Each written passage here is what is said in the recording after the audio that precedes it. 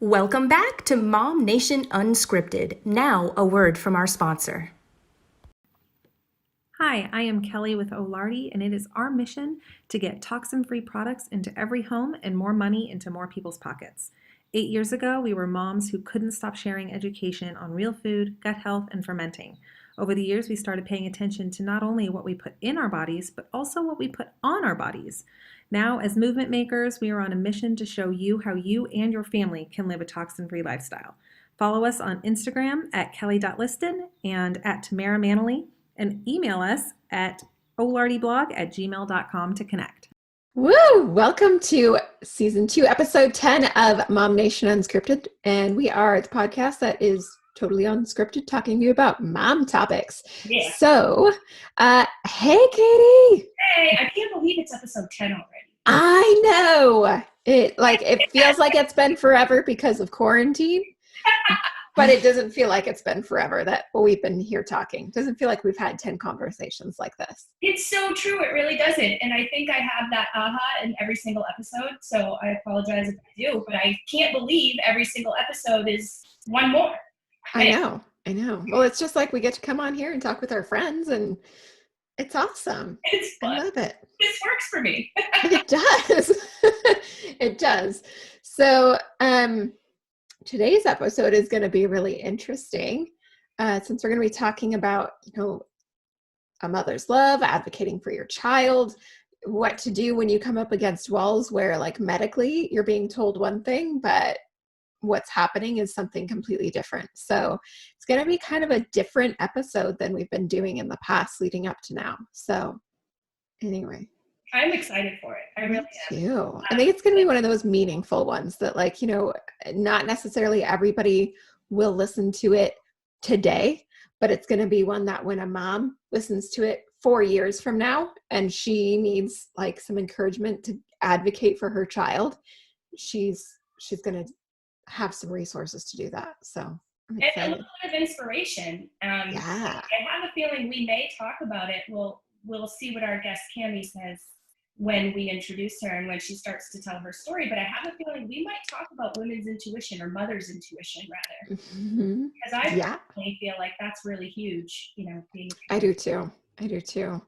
So before we get into that though, let's start by telling everybody what they need to do. Katie, do you want to tell them this week? What do you guys need to do? I do. We are really, really excited about this podcast. And in order to get it in the homes and ears of more and more listeners, we need a little bit of help from you guys. Please help us out. If you love us, and even if you don't, just wait a minute, you will.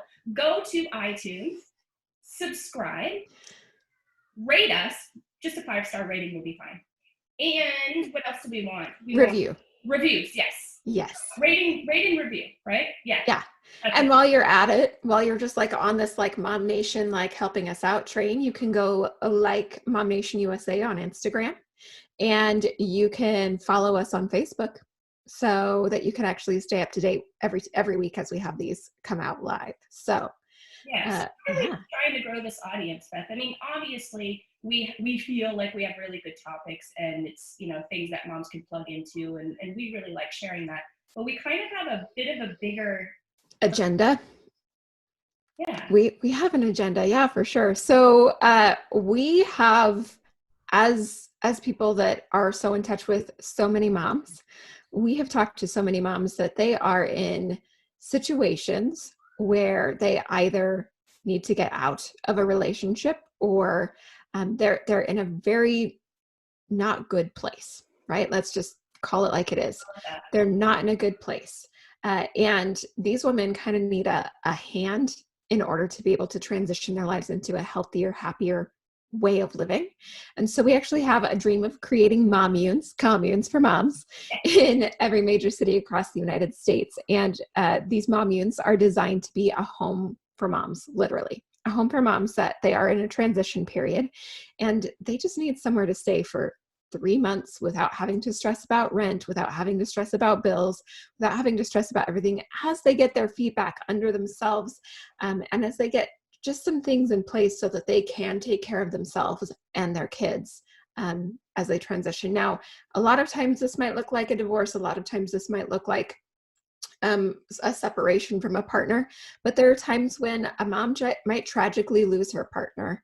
And this is a home for moms in that situation as well. So there's just so many different moms who they need this. Katie and myself and Jenny and Sherry and Katie are the owners of Momnation. They've all been through divorces, and they've come from families and situations where they've experienced what it's like to have moms that could have used this type of a support system. And so that is our big, crazy, selfish agenda. Just kidding. It's definitely not selfish, but that's why we're doing this. That's why we keep showing up week after week, is because we know that there are moms who need us to show up, not just for like the mental and emotional support of this podcast, but to help to reach more and more people so that we are going to be able to build these homes for moms. Right. So, and until that day, because that's, we have a few things that we have to put in place before that comes about. Just a few.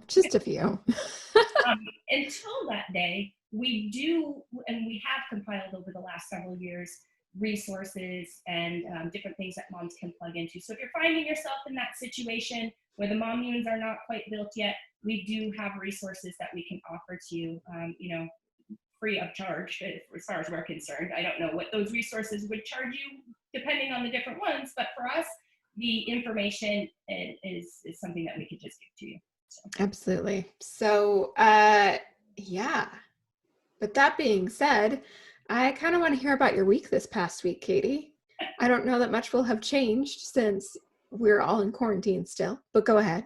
Not so much, really. So over the weekend, we took a little road trip, and I wish I could remember it. I bet I could find it in my phone though, because I took a picture of the name of it. But there was this really cool campground right in the side of a mountain. Beautiful, beautiful campground between here and Tucson-ish. That's about all I got, because when I don't drive, I don't pay attention to where we're going.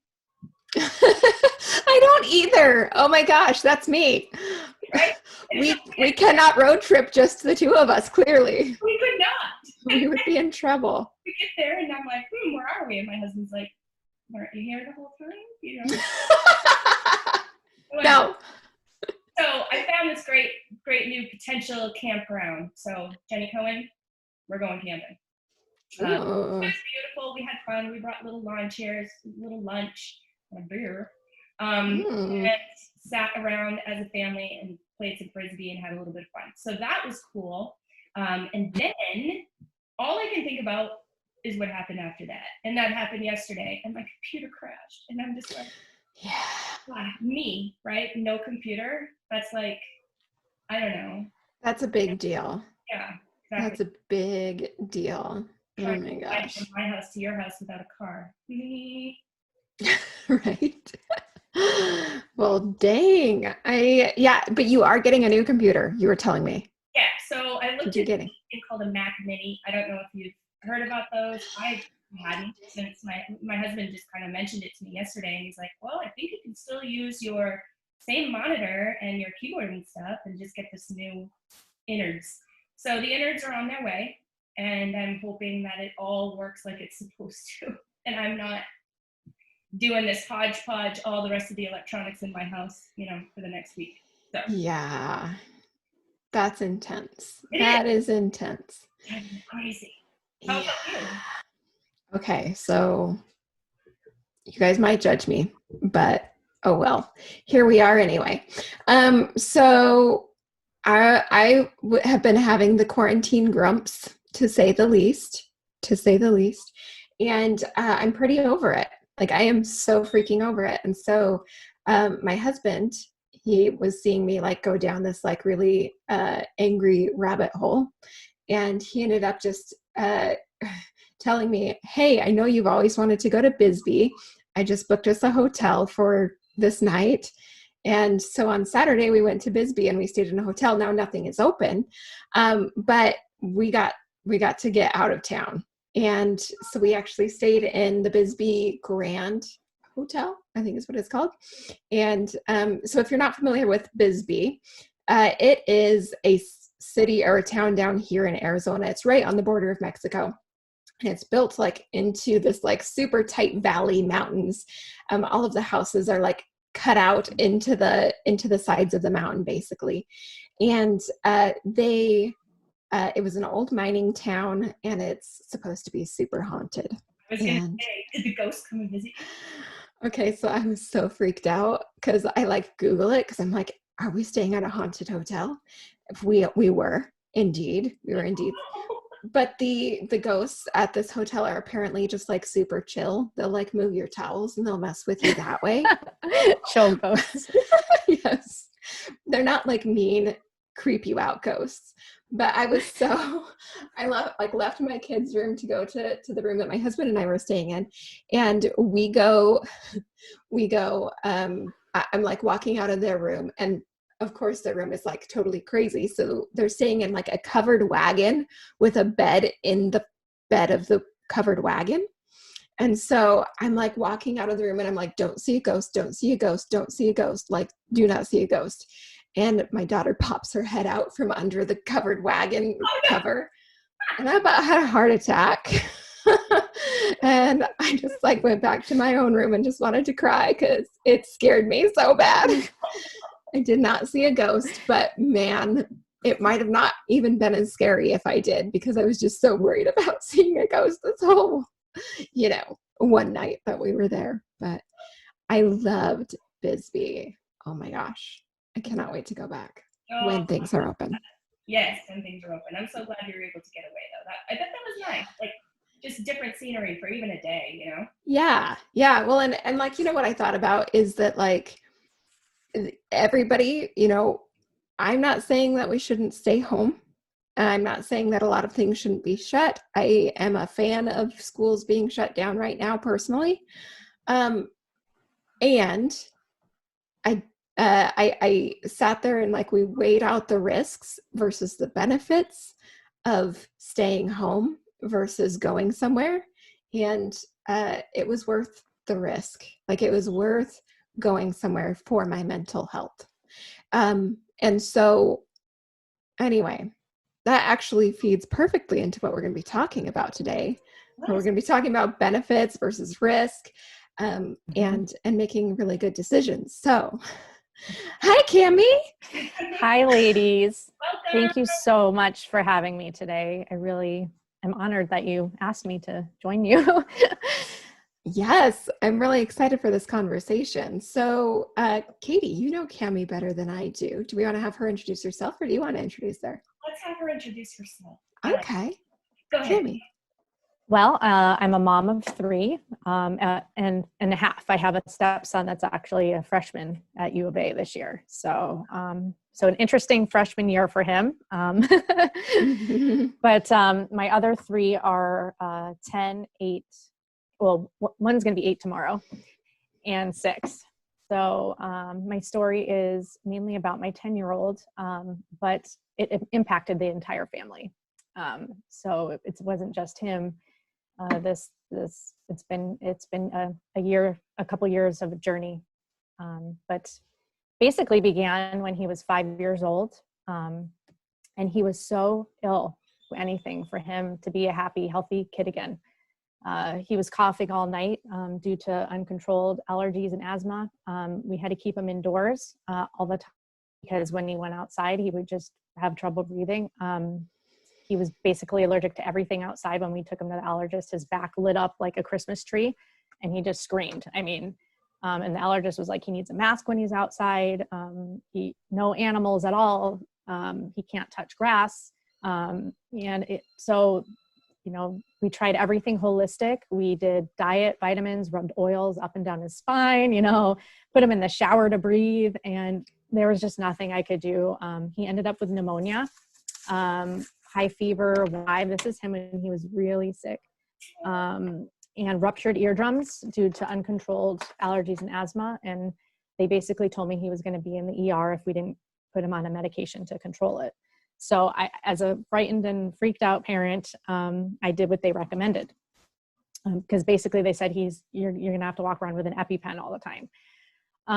So we put him on this tasty, popular pink chewable pill called Montelukast. And that's a generic name for a Singulair. His older brother was on it for years. So we thought it was fine, you know, and it helped his asthma. So I almost kind of was fine with it, you know. The doctor never said anything to us, just we put him on this medication. And within several weeks, he was much, much better. He could go outside, he could play baseball. He was a normal and healthy kid. No more breathing treatments every few hours, rescue inhalers. I wasn't outside his door all night listening to see if he could breathe. And he could be a kid again. I was actually happy at this point in our life. Even though I don't like pharmaceuticals, at this point, I thought it was a miracle medication. And as time passed, I became accustomed to picking up the prescription every month. And the pharmacist would ask any questions, but if I didn't know what to ask, how would I ask? The bottle, in which I still have, it says, chew and swallow 1 mouth every night at bedtime. That's it. That's it. And so we kept going through. Slow time though, he started getting sad, and he didn't things that used to make him happy. He stopped wanting to run and play. When I looked in his eyes, there was just emptiness. And I don't know how to describe that other than as parents know when we see our kids are sad. And I noticed facial and full body tics, that's what was alarming to me. I think the other things came on slowly, and you can kind of shrug them off. But when you see something physical happen, that's when you're like, okay, something's going on. He started being just short fused. He had emotional outbursts, irrational behavior, started becoming frequent. He'd go into these tantruming loops, like before bed, before school refusal. He would freak out over small things, like what color cup he had. He was 7 years old. And so this is toddler type behavior. Right. We lived in constant distress, like walking on eggshells. We never knew what would set him off. Like, you know, I don't know if you've ever been in a situation like that with somebody, and you just want to make sure, you know, you just try to avoid everything, right? We figured out, thought his triggers were, and he never had trouble at school before. I mean, he was a star student, and teachers started emailing me daily about his behavior, which was not him. I felt a victory. I could even get him in school without screaming. He would scream right before, we ended up to have the school psychologist come to the car and help him get inside the school because he would just scream. From top of his class, education, within he would melt down in the middle of class if something schedule changed, if he didn't like the way his, the paper they gave him in class looked. It would manage him. He would talk without raising his hand. He would interrupt the teacher. He would fidget nonstop, get out of his chair, walk around the room. And my biggest concern, though, was really how sad he was all the time. I didn't know what to do. And I felt like I was failing as a parent. And he was just unable to communicate with me. At one point, we just wrote letters under the door to each other. That seemed like he was able to talk to me that way. I was trying as hard as I could to figure out how to talk to him. I even would talk to him through puppets. I read every single parenting book, and it seemed like every technique was making him worse. So I needed help. It was beyond what my scope was. I had no training in this. So I booked a full-fledged neuropsychological exam to figure out what was going on. And he was given several clinical diagnoses. One was ADHD, which just didn't seem like him. At 7 years old, I knew him from the start, and he was always mellow and just chill. That was the comments I'd get from people, like, you have such a chill boy, but I wanted to help him. So I just accepted it, and I was ready to move on to the next step in helping him, but it was haunting me. Like, what the heck was going on with him? This wasn't him. It was like someone came and snatched the happy boy I knew. And I couldn't find answers that made sense. And I didn't stop searching. And the doctors that we saw, I kept taking him doctor to doctor, and they all blamed it on his school change, his environment, his age. I'm like, but what about these tics? Like, how does that happen? And they'd be like, oh, just sometimes it happens when you're 7. But none of those explanations, yeah, I know. None of those explanations make sense. I had written down his medication he was on.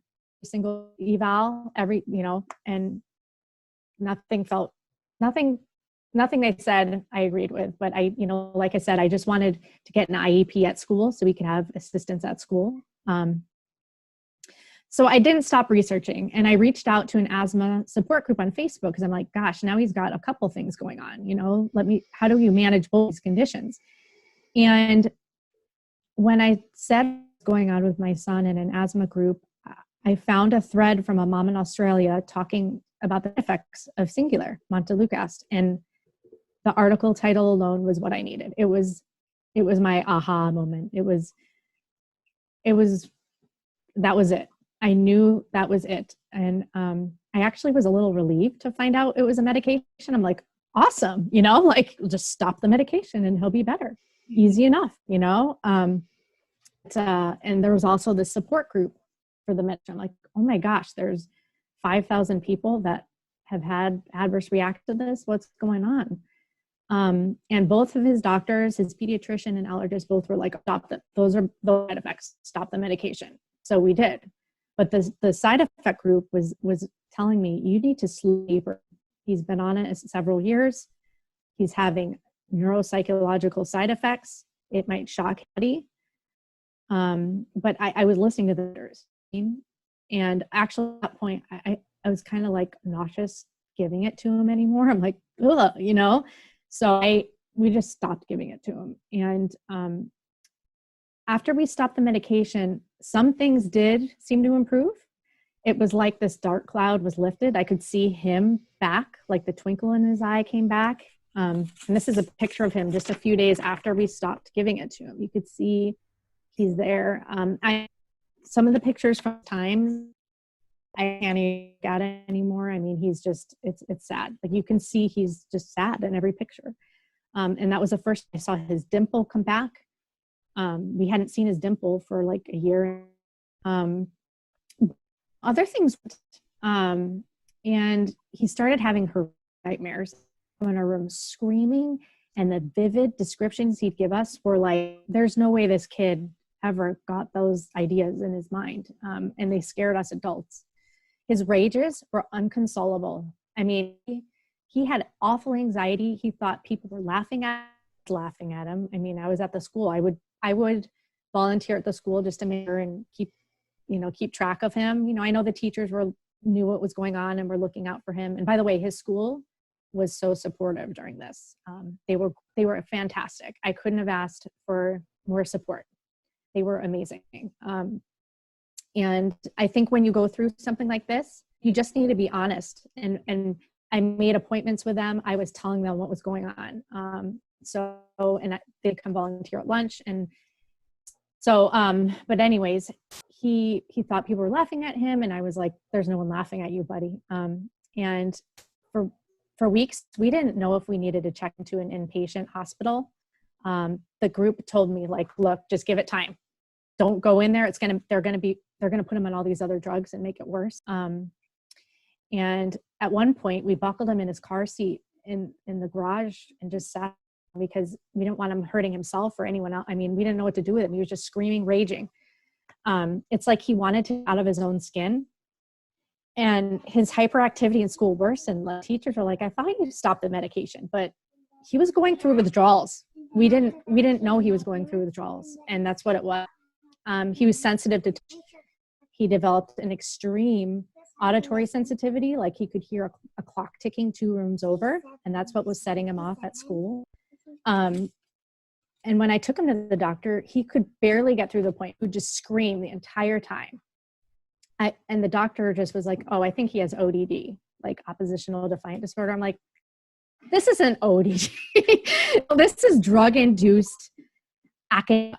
Like when you stop taking an antidepressant abruptly, your body's like, like flu-type symptoms. I mean, his stomach was, he was cleaning his stomach.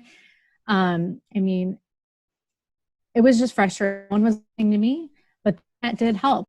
I want to use caution here. Like, you do want to talk to your medical things, but know your gut, and kind of listen to everything, listening to all these doctors. I was listening to people who've been through this.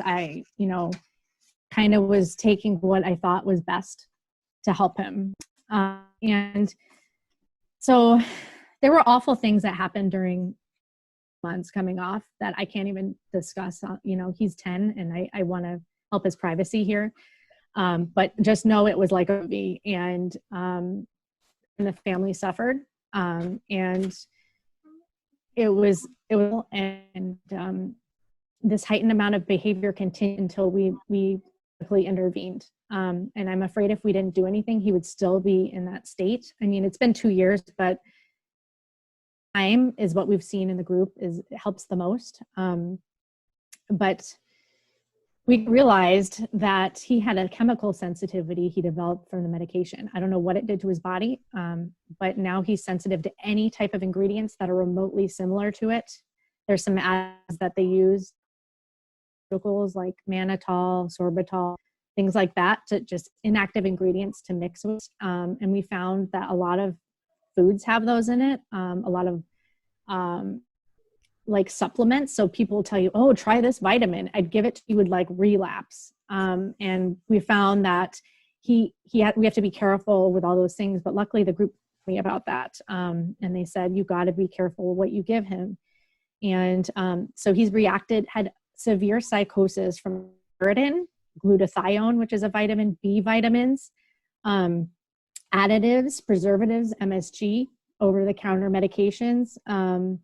And later I found this to be called mast activation disease. And to make your head spin, Montelukast is the main treatment of this disease, even though it caused the disease in my son. So if you go to a doctor for this disease, the treatment for it, but it caused it. Oh, I can't even understand it.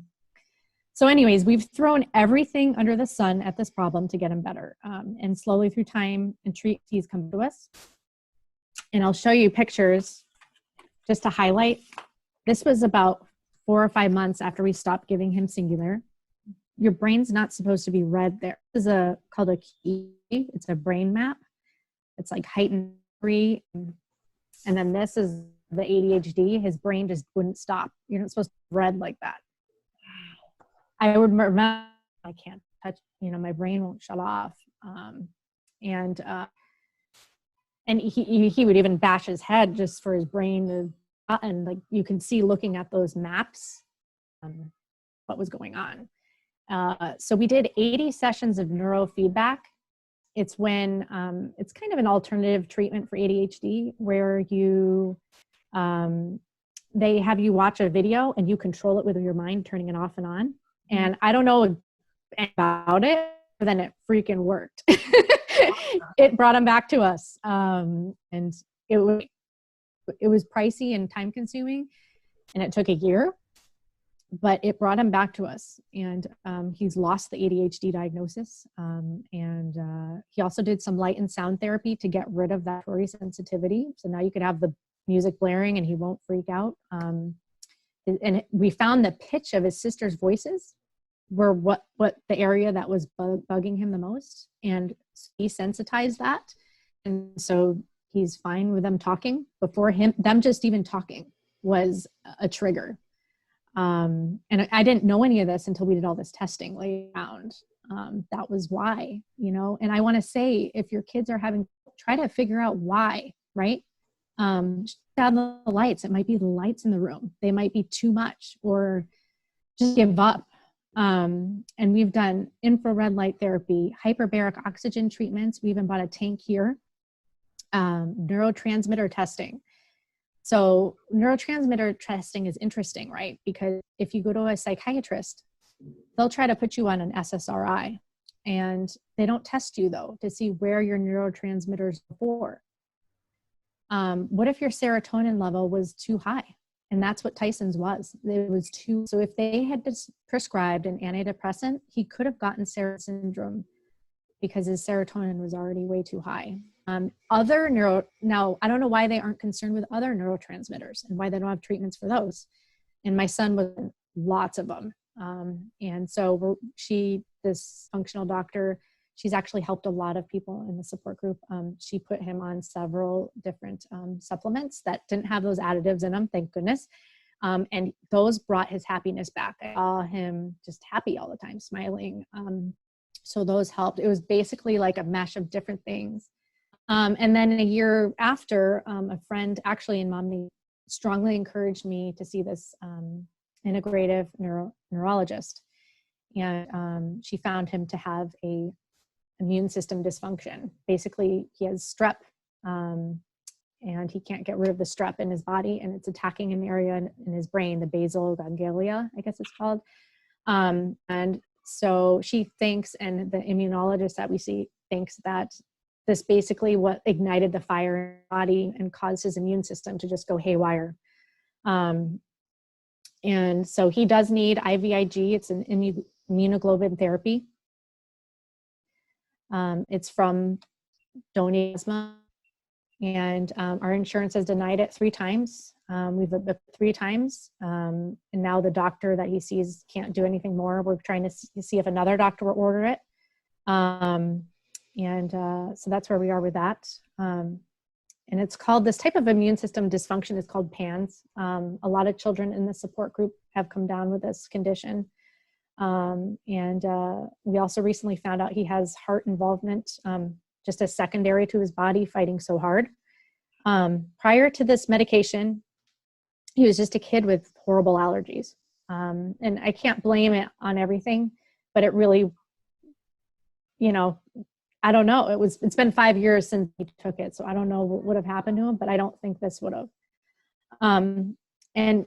But even though he faces long-term medical issues, he's much better mentally. I mean, there's no comparison. He's not that person. I mean, his teachers say he's a different child. No more trouble at school, like back to being himself. But the PTSD for me is still there. He doesn't remember any of this at all. I still hear the screaming in my nightmares. I'm holding my baby, scared of his own shadow. And I can't get those years back. Those precious years of not only him, but his sisters who were tormented. And during this crisis, I became an admin for the support group because it helped me, being with other people going through it. And I couldn't sleep at night knowing this was happening to other children, and they didn't know why. The parents had no clue. And they didn't know this medication was a culprit. And it'd be so sick to think that this is probably going on 2.5 million children Singulair in just the US a year. And I've virtually helped with thousands of parents tormented by this medication. And before I joined, the admin team sent a letter to the FDA voicing their concerns about these side effects back in 2017. And 2 years later, all of 2019, the FDA decided to have a pediatric safety review meeting. And we realized this was our chance to be heard. And I flew out to the meeting and I spoke on behalf of the thousands of families in the group. And you can find our on YouTube. And several other parents spoke as well. Several other parents who lost their children to this medication spoke. And just this past month, March 4th, all of our hard work and advocacy, it paid off. They black box warning on the medication. They even indicated that side effects can happen at any time during use. They can start after stopping, worsen.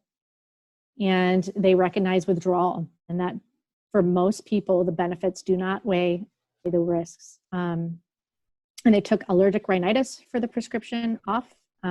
Some doctors are even mailing letters to their patients discouraging use. But we find that many providers still are downplaying the side effects, even after this. And so there's a lot of work still to be done. Also, the FDA did not articulate the safest way of discontinuing the medication. We still think as a community that have been through it that tapering is probably a better avenue if someone's been on it a long time, but this isn't indicated in the guidance. And we are not doctors in the group, so we can't medically advise people. We can just share our experience. Although steps in the right direction have been made, there's still a lot of work to be done. And that's why I'm here today. And if this just helps one person, or if one of you shares this to someone you know on the medication, then it would be worth it. And I just want to leave our moms with this, that the FDA review meeting in September happened if the other admins did not send a letter of concern to them in 2017. This medication might have been over the counter if they didn't speak up at the meeting in 2014. Oh my. If many of the families didn't submit a statement of what happened to them this fall, nothing would have happened. That is so scary. If that we didn't step up, nothing would have changed. And they knew about these reported side effects for years. And it took patience and perseverance from us for. I mean, I can't take credit because I've only been with the group 2 years. I mean, some of these parents have been advocating since 2008. But us impacted families were not going away, moving up. And I just want you to think about something you know that is wrong, that continues, and to start now. Start writing letters, start joining forces with others, and start doing all you can for whatever is in your heart. You can make a difference, and trust your gut and know your. If something isn't right, search for answers. Don't. All right, and that's what I leave you with for today. What an incredible story. Oh my gosh. So much came to me during that time. And I mean, my heart goes out to you and your family. And I knew you were going through some things, you know, because I've known you for a few years, but didn't realize to what degree. And my heart does go out to you. I mean, it's just a couple of things that you said really stick out to me big time. One, speaking up. Just speaking up and speaking, you know, your truth and what's in your heart. And those people with that group that you found did that. And how thankful are we all that they did that and you were able to stumble upon that. If they didn't speak up, where could you be right now? You know, I mean, finding that for you, I'm sure, I mean, it sounds like it was really the catalyst to the change and had to have been huge for you. Yeah, it was healing for me personally to meet everybody I've been talking to online for years and to give them hugs and to hear their stories. And it was amazing experience. And a lot of people who didn't speak came to the meeting. I have a friend that came from here that flew out to be there for me. Her son took the medication too. And but yeah, it's scary that, you know, there might be other things on the market that are this bad. I know of several other things. I'm actually in their groups to try to help. And there's some over-the-counter medications that are pretty bad too, that cause similar side effects. And we just want informed consent. Yeah. You know, we as parents, we deserve it for the doctor just to say, hey, this can happen. Right. That's all we want. We're not saying take it off the shelves. We realize there's a use for it still. There's some people who have life-threatening asthma and still need something and they don't have medications. But we're not and I think that's important for people to know too. If you're fighting for something, you need to be balanced. You can't just be extreme because people won't listen to you. And we're a balanced group of people, and we want to make sure that that we're heard. So, but yeah, that meeting, you should have seen the doctors. I mean, you can actually watch it online. It's on the FDA website, and they were like, you know, some doctors cried. There was one who she had her 2 kids on it just for runny noses, and she was mortified. And I think that's what did it, just our stories. And there's all lots of scientific evidence now. There's tons of research. And that's what's frustrating is this knowledge has been around for a long time. They just waited to do it. And that's one of the interesting things is that, like, when you think about everybody who will dismiss stories when it comes to medications or whatever, they say, well, their scientific evidence says, well, we have to give time for scientific evidence because it Right. can compile over time and actually lead to a different answer than we initially thought. I last year was diagnosed with a seizure disorder. And the seizure disorder was a direct result of an antidepressant I was on.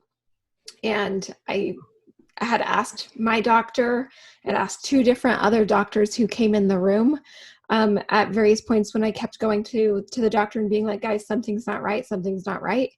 And they all were like, nope, this wouldn't be your medication. This wouldn't be your medication. This isn't seizures are not a side effect of Lexapro.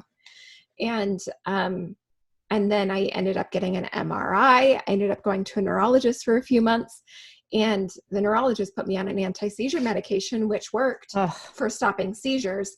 But literally within like minutes after I would take the medication, I would get blinding migraines within minutes.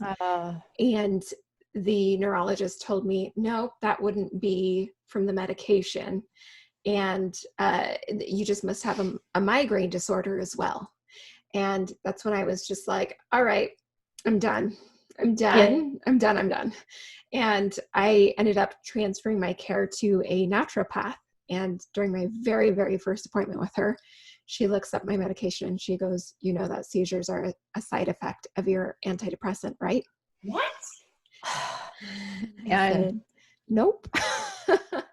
Nope. And I still have neurological tics, and I still have small seizures now. I've been off it for, I want to say it's been a year maybe now, or no, it wouldn't have been a year. Maybe it's been 6 to 8 months or so that I've been off of it, but I still have neurological damage from what happened from the medication. Oh my goodness. And so like I'm so sorry. Thanks. I'd gone on this medication to deal with panic attacks from OCD and depression and anxiety and that sort of thing. And so I don't regret going on an antidepressant. Yeah. I do wish that when I went in and I said, guys, I'm waking up and like my back is arching and my hands shaking and like I will start nodding. My body would just start nodding and I couldn't stop. And I would just tell them like all of this stuff is happening, and they'd say, not the medication, must be something wrong with you, right? Oh my gosh. And so then I wean off of the medication and it's basically gone. Like I said, I do still have some lingering things, but I can say with confidence it was the Lexapro. And there is a Facebook group of people who have seizures from Lexapro. And so it's very much the same story that you're talking about. And I just like, I went there and I was like, oh, I guess I'm not crazy. And I left the group after that, like once I got my validation. But what you're saying about like, you have to share the story in order for other people to be saved. That's huge. That's huge. Well, we find most people leave after they're better. The group. I mean, when we went to have the petition signed, we had a black box petition and we had to dig for people. I mean, because they left the group, they weren't active anymore. And I understand it, especially if you have a mental, disorder, it's painful to read people's stories. And I mean, I actually had really bad nightmares the other night just from thinking about talking about this. I woke up sweating and, freaking out, and it's a horrible time that I thinking about what happened to Tyson. And some days I need to take a breath, especially after that black box warning. We had so many members come in just worrying this. It's hard. And you have to take breaks. You have to know when to stop. It can go on. I mean, it's a worldly group. So there's people, mornings I wake up and there's 50 messages, like people freaking out in Australia. And I'm like, so you really need to be careful. So I understand why people leave. But I couldn't sleep knowing there was children. And that's what's hard. We get adults that join the group too. And when they articulate how they felt on that medication, it makes me even more sad for the children to articulate how they feel. Tyson tell me, even saw when he was 7. I mean, we have toddlers on the medication just screaming, raging. And the parents are like, is this terrible twos? And the doctor tells them, oh yeah, that's normal for your age. these are not normal tantrums. These are demonic, just will go on for hours over nothing. And you find with a medication induced type thing like that, time is the best healing. You know, people coming off want an easy button, get better. And I try to tell them, just, you gotta just let it come out of you, you know, maybe go to the sauna, sweat it out, but trying to fit with other antidepressants or trying to, you know, take all these supplements, you're going to react to them. You don't know what it is. We tried doing stuff like that when we first came off, and it just made them worse. And yeah, like you, at that time, even more time that passes, you're just going to slowly get out. And I hope you fully, it's really hard to recover from this. And even at the meeting where scientists are saying it impacts the GR17 receptor in the brain, GRP17 receptor, and we don't know how to fix that. I don't know if it's permanent or what, but hopefully more research will be done. And adults, there's a lot of adults in the group too that took it for a long time. And we even have people who took it for just a few weeks that have long-term issues. So Yeah, sorry that happened to you. Thanks. Yeah, when I had my MRI, there's actually the hippocampus, this section in the brain that they found that when people have seizures, it damages the hippocampus. And so my hippocampus is now asymmetrical, where the left side is in the 77th percentile and the right side is in the 22nd percentile. And it's like, okay, I was dealing with these seizures, you know, nearly every day for like a year, and nobody would listen. Nobody would listen. And is my brain permanently damaged because of that? And it's crazy making, right? Like you just, and I think that that's also part of maybe why people walk away and they don't share, you know, their stories. It's like, okay, I had this happen. Nobody listened to me. Nobody's going to listen now. And why would I go out there, and why would I keep sharing my story when people just keep telling me I'm crazy? Oh, I've had so many people tell me I'm crazy. Doctors, other moms, and I'm in several just asthma groups, and I try to be, you know, careful to warn people in a nice way, you know, and we've had people call us like, you know, anti-Montelukast, you know, like anti-vaxxer, you know, type of people. And like I said, we're not extremists. And I try to be nice by warning, like, hey, I'm not sure if you're aware. But it's because people complain, oh, I'm having nightmares. And I'll say, those are reported side effects. And once, you know, you might want to talk to your doctor. And it's hard to not want to like really just blow up and be like, stop taking it, you know, but, you know, we try to be balanced and warn people nicely. But yeah, it's really hard to and I actually wasn't sure 2 years ago if I wanted to even say anything to anybody about Vincent.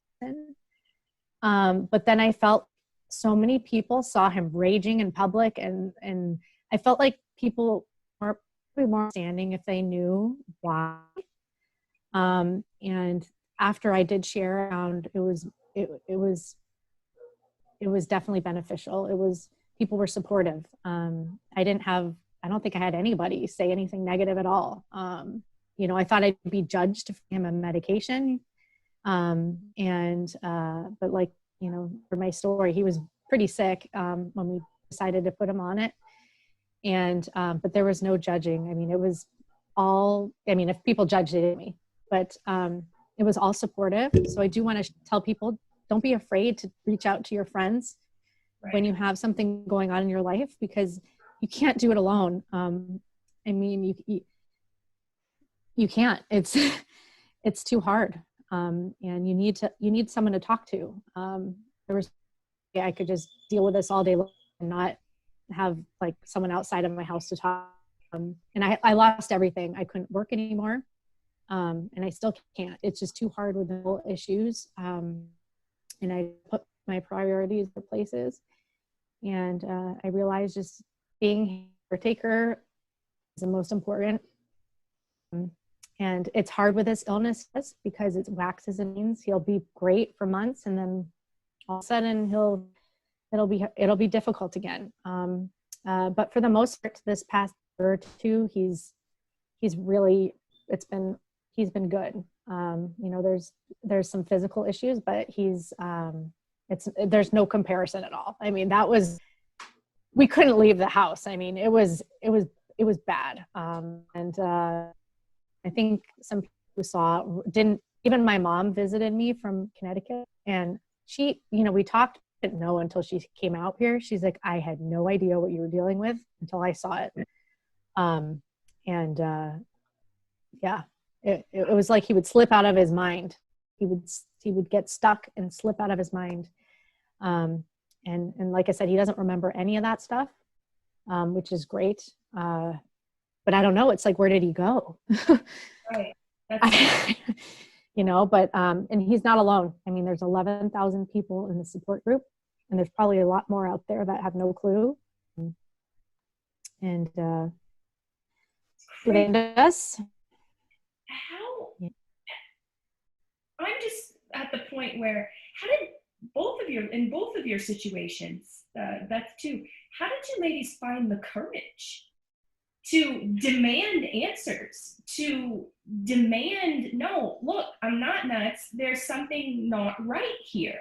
When you've got medical professionals that are supposed to care for you, that are supposed to be all-knowing, that you're supposed to rely on, like, I get the chills. Where did that come from, guys? Well, I know because of the other people in the group. The group is amazing. The admins that have been there a long time wrote these files, and they have a recovery file, and I followed it to a T. And it was 40 pages. It had everything he was going through, dilated pupils, like the chemical sensitivities. I noticed my husband's like, oh my gosh, he acts crazy when you give him juice. It was spot on. And so that's when I knew, that the doctors had no clue. It wasn't that they just don't know. They have no idea. Mm-hmm. And you could say something's rare, but Facebook has given us a way for all these rare people to communicate. And if you watch one of the speeches, my friend Anna's husband spoke at the FDA meeting, and he said, you deny, we're the tail end of a bell-shaped curve. You cannot say we exist. And that's what's happening here. We're not all one size fits all. We all have different genes, different gene variations. Obviously, Beth couldn't metabolize that medication properly. It's similar to my son. He when we did pharmacogenetic testing, turns out he can't metabolize most medications, and it turns toxic in his body. And in this case, it went to toxicity, went into his brain, and weakened his blood-brain barrier, and that's why that infection got in there. I think that's I'm no science doctor, but just seeing what's happened to other children and people like, that's kind of what happens. So. Yeah, for me, I just, part of it was just a gut instinct that something is not right here. Part of it was that I kept asking the neurologist questions, and the neurologist didn't want to have conversations.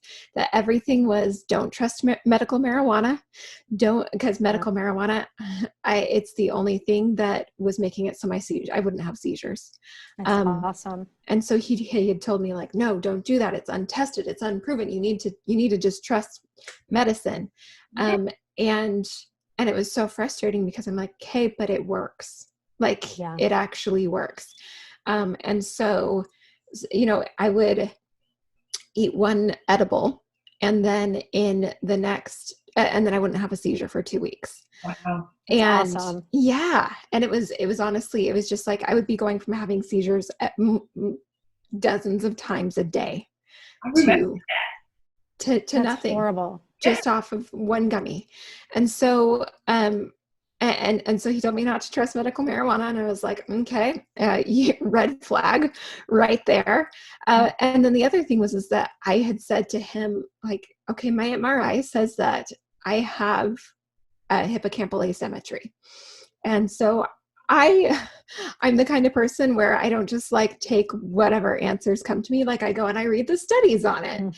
And so I read all of the studies that I could find, which there's only like 2 studies. There are 2 studies on hippocampal asymmetry. And one was on senior citizens that, they're like age 70 plus. And they are, it's seen in people that have dementia. Like that's who this condition is seen in. The other group of people that this condition is seen in are veterans with PTSD. And I had been diagnosed with PTSD over a year before, and my neurologist didn't want to have any conversation about it. And he just said, you were probably born with a asymmetrical hippocampus. I was like, you're not listening to me. And so anytime like a doctor is very clearly just like, listen to me, you dumb little girl. That's when I'm like, okay, you don't know what you're talking about. And so that's when I was like, all right, nobody in the traditional medical field is listening to me.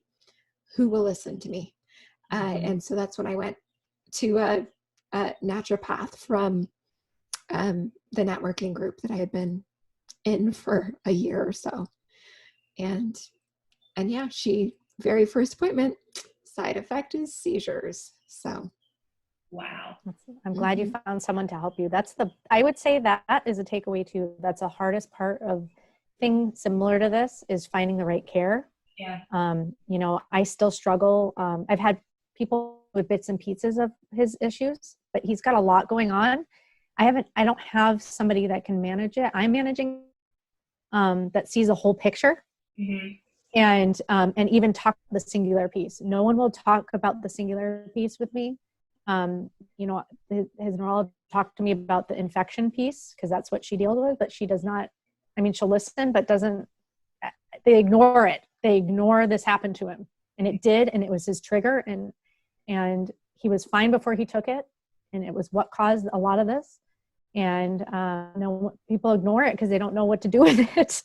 They just know what they know, right? And it contradicts other beliefs because, you see these people who these medications are helping. And so it can't possibly be causing damage to you if it's helping other people. And then the fear comes up, this is something I had mentioned to you guys before we went live. When I was pregnant with my kids, I had hyperemesis gravidarum. And so, with my daughter, I vomited over 1,000 times. With my son, I lost 12 pounds in 12 days and had an IV pulled 10 hours a day for you poor 4 months. thing. Yeah. And so I had Zofran pumping into me 24 hours a day with my son the whole pregnancy. And right after my pregnancy, there was all of the discussion about like, can Zofran actually cause more damage than it helps? And so for me, like that, it makes me angry because these people, their lawsuit was let's get Zofran just taken away completely. And I took Zofran too. I was vomiting like that too. It was awful. I didn't have as bad as you with the IV, but it helped. Yeah. Right. Exactly. And so like there's these people who they feel that Zofran is the reason that their baby was born without a kidney or with other issues. But for me, it's like, okay, my child, I don't know, maybe my child's like learning disorder has something to do with Zofran, but my baby's here. And you can't take away this medication when this medication saves lives. And so it's like, we can't even have these conversations about what to do, period. Because there's so much fear around, but if you take away my medication, somebody in my family dies. Right. No, and that's why I want to make sure that if anyone's listening that, gives this to their children, just talk to your doctor about your burns. Don't just stop giving it to them. Asthma is life-threatening. And, that's why the doctors at the round table, some of them were really adamant about not putting the black box warning on it just because of the asthma. There's medications that there's a use for. We actually had a friend in the group that his life was saved by an Montelukast. But then he took it for years after and got sad and depressed. And so maybe if just that realm to save the life, instead of long-term use, might be better. But as long as you're aware of this stuff, this is the problem. It was difficult to link. It happened slowly over time. Right. And actually, I praised patient for a long time. And when he was going through these hard times, the last thing I wanted was for his asthma to flare. I kept giving, I had no clue. And I think just educate is a huge step. And doctors, every month, giving their patients a call. Hey, how are they doing? All that would have taken was, are there some mood swings? And I'd be like, whoa, so it doesn't take much for some of these changes to happen. And your doctors should have been aware of those seizure side effects. Like if you brought it up, they should have said, oh, it's a medication, there's, Right. Well, and that's the interesting thing as well, is that like, as you were saying, the Lexapro, it saved my life. Zero question in my mind, 100% it saved my life. I should not have been on it as long as I was, to the point that it caused neurological damage. Yeah. Yeah. So no, same with my son. I mean, maybe if he just took it for a few months to get better, and then we switched to something else, because I don't know what it did to him. Now he is so sensitive to everything. He can't medicate. Like there's very few medication reacting to similarly. I've got to compound every single thing. And, but yeah, that's a question. I don't know what it did to him. Did it hurt his liver? I don't know. That's on my list of taking him to a liver doctor. I just don't know. So hope one else learns the hard way like this. And that, I don't know. I'm really looking forward to pharmacogenetics being more of a mainstream thing, where some psychiatrists do this. They do a cheek swab and they see if you can metabolize the medication they're going to prescribe and what dosages. Good. So I did do that for my son, and now I know what medications that are red flag. And it even helped. I did it with my daughters, and before their surgeries, it said they have post-op nausea. I told the anesthesiologist, and he gave them Zofran. It's good to have that knowledge. So you're in charge. I would say people, you need to be in charge of your own health, because no one else is going to do it for you. And you need to recognize, feel different taking something. If you're not feeling well, there are all tests available. We're not in the 1800s. You can find out about your DNA. Right. If you're not well, run labs. I wish I had mentioned PANDAS to the doctor when he first came off, and the doctor laughed at me, but then I found out he did have it. He did have the strep that attacked his brain. And if he had gotten treatment then, we would be horror of agony. But I should have went to more doctors after. I couldn't find anyone to help us. And finally, my friend reached out to me and strongly encouraged me to see this doctor. So we did. But I was at the end of doctors. I said, no more doctor. Mm-hmm. Said, really, I think she can help you. So don't be afraid to reach out to friends that are having a hard time. Try not to be pushy, but just say, hey, I know this podcast could help you, or I know this doctor could help you. Because if she hadn't done that, I don't know where we'd be either. I mean, we'd still be in a bad place. So true. So true. Some of the things that I'm gathering is speak up, network, be with people, be in groups of people, like-minded people. I mean, the lady that you connected with, Beth, came from your networking group. Yeah, she did. She did. And I mean, I met her because of my sister, and yeah, it's also just speaking up and saying like, hey, something's going on. Yeah. And because somebody has answers somewhere. Yeah. I feel like watching for behaviors, Kammy said it a couple of times. Beth, you said it a couple of times. This wasn't a normal behavior for me prior to taking this medication. I think a lot of times as parents, especially when it's our first and we don't know anything, Right. They're misbehaving, Kammy, like you had said, what is this, terrible twos? Yeah, it's terrible twos. Well, we don't know how to gauge that. I have one child. I don't know if his terrible twos are worse than another's or worse than another's, you know what I mean? But I think that really paying attention to behavior as a parent and not being kind of lazy about it, not being like, oh, well, kids are kids.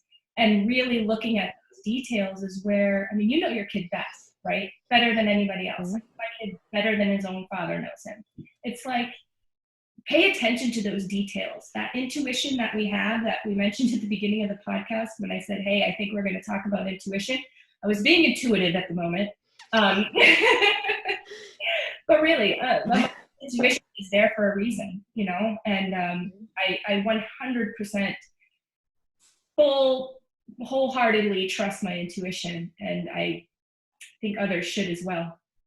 But also with research and with education, you know, like Kammy did, and talking with other people and comparing your story and just such important stuff. Kammy, thank you so much.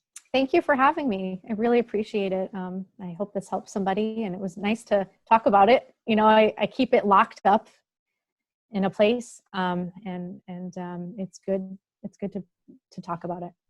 So awesome. Well, like you said, if this helps, if this particular, you know, this episode helps one person, then that's one person that we've helped, and that makes me happy too. Beth, anything you'd like to add? You know, when we were talking about doing this episode, I was like, okay, so what's the angle? What's the agenda? Like, how do we make this so it doesn't sound like a fringe conspiracy theory, right? And so I'm really glad that we did have this conversation, because like, you know, as soon as I started to understand what had happened, and that like, you're the first person that I've ever talked to who, you know, your son had reactions like I had to my medication. And so I thought like, okay, I'm just like me and these random people in this Lexapro group. We're just random weirdos, I guess, you know? But seeing that like, yeah, this actually is happening to a lot more people. It makes it so much easier to be able to speak up about my own story. So thank you for sharing yours, because I believe that, you know, when we share stories, when we sell the things that we sell, when we do the things that we do to speak on bigger platforms, we're actually able to save lives. And so I love that you do have the courage to share this story, even though somebody's gut reaction might be like, okay, this is a crazy fringe conspiracy theory kind of lady, right? Yeah, and I try not to be like that, you know, and I know it doesn't happen to everybody. And you know, when looking back, it's easy to have that guilt, that mom guilt, like I gave it to him and I didn't know, and I didn't look on the internet, and I trusted my doctor, and that's what a lot of people do. And get rid of that guilt, because it wasn't your fault, it wasn't my fault, and no one warned me.